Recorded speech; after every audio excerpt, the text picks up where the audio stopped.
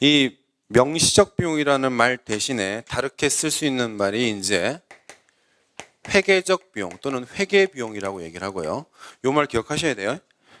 제가 이제 명시, 묵시라고 쓴 거는 여러분들이 이해가 빠르시라고 이렇게 써드린 거예요. 이렇게 이 말을 써요. 명시는 뭡니까? 눈에 보이는 거죠. 묵시는요, 안 보이는 겁니다. 이게요. 이제 그렇게 비교하기 위해서 이렇게 써드린 거고, 이 말보다는 어떤 표현을 더 많이 쓰냐면 예배를 더 많이 써요. 회계 비용 또는 회계적 비용. 그다음에 이제 묵시적 비용이란 말 대신에 뭐 암묵적 비용 이런 말을 많이 씁니다. 안 보인다 이거죠.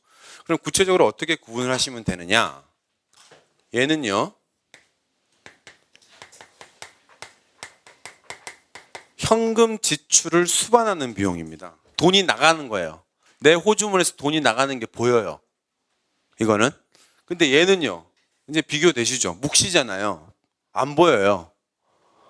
내가 돈을 내는 건, 돈이 나가는 건 아닌데 뭔가 좀 찝찝하게 내가 비용을 지불한 듯한 그런 느낌이 드는 거죠. 뒤통수 가렵고 막 이런 거.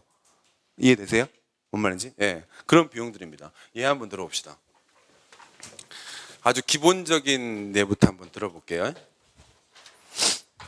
자,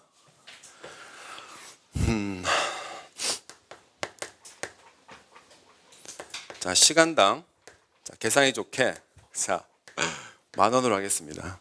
이런 알바가 있는 거예요. 댓글 알바인가? 예, 자 시간당 10,000원에 알바를 하는 사람이 있습니다. 그런데 이 양반이 영화가 9,000원인가요? 예. 9,000원을 지불하고 2시간 동안 영화를 봅니다. 이게요. 그럼 이때 발생했을 때 기회비용을 계산을 해보는 거죠. 자, 그러면 이제 공식들 한번 해볼게요. 자, 명시적 비용이 얼마입니까? 9,000원이죠. 호주머니 돈 나갔죠. 9,000원이 명시적 비용이에요. 이게 그 묵시적 비용은 내가 돈을 지출하지 않았는데 뭐 좀 아까운 이런 거예요. 이게 영화가 재밌었으면 와 진짜 영화 재밌었다 이렇게 생각할 수도 있겠지만 영화가 재미없었다.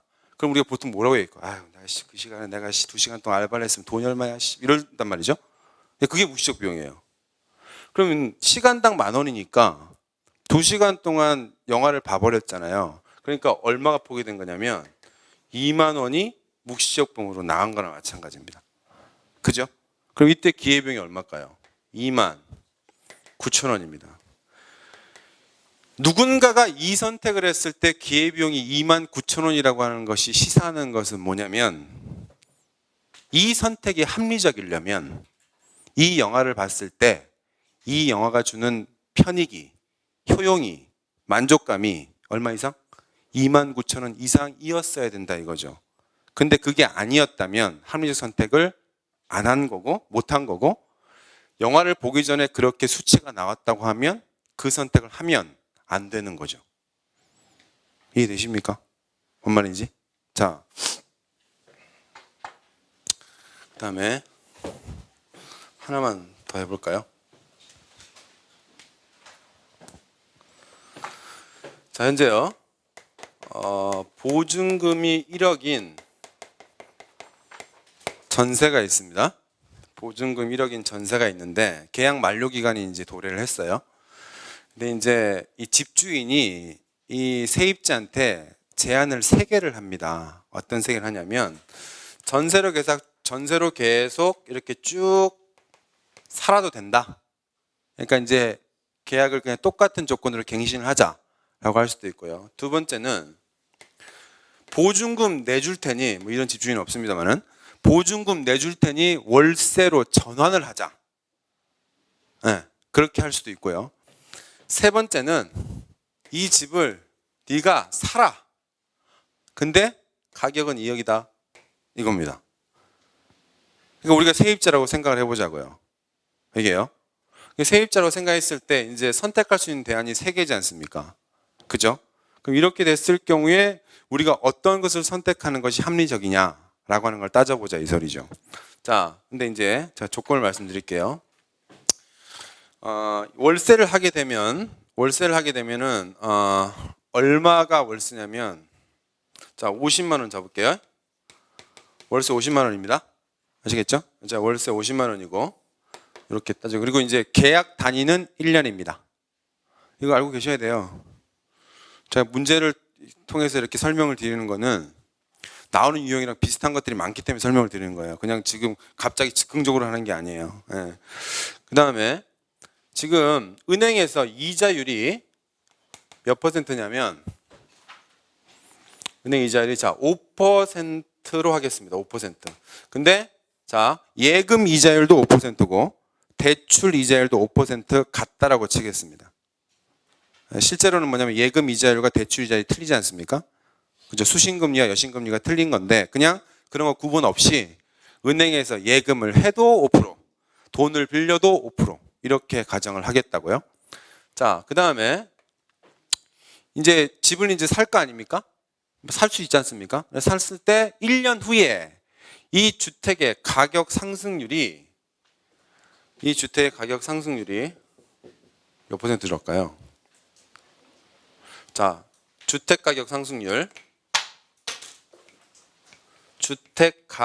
상승률의 예상치가 8%인데 이것이 1년 후에 실현된다고 가정을 하겠습니다. 문제 대충 이해되셨나요?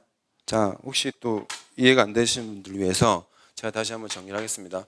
현재 보증금 1억에 전세를 살고 있는 세입자가 있는데 계약 만료 시점에 집주인이 세 가지 조건을 제시했습니다. 전세로 계속 살아도 되고 보증금 내줄 테니 월세를 50만 원씩 내라. 아니면 네가 1억을 어디서 뭐 땡빛을 내든 뭘 하든 간에 2억 주고 사든가. 근데 이때 조건은 은행 이자율은 5%, 주택가격 상승률은 8%. 이건 1년 후에 현실화된다고 전제를 합니다. 아시겠죠? 자, 그럼 이제 간단하게 볼게요. 일단 세입자 입장에서 전세를 살겠다 그러면 현재의 조건과 달라질 바가 없기 때문에 변화될 게 없죠. 그죠? 맞습니까? 자, 그럼 이제 월세를 한다 그러면 어떻게 변화가 될까요? 일단 돈이 나갈 거 아닙니까? 그죠? 뭐가 나갈까요? 월세 비용이 나가겠죠. 제가 서두에 계약 기간 1년이라고 하지 않았습니까? 그러면 50만 원 곱하기 12를 하게 되면 600만 원이 나가야 돼요.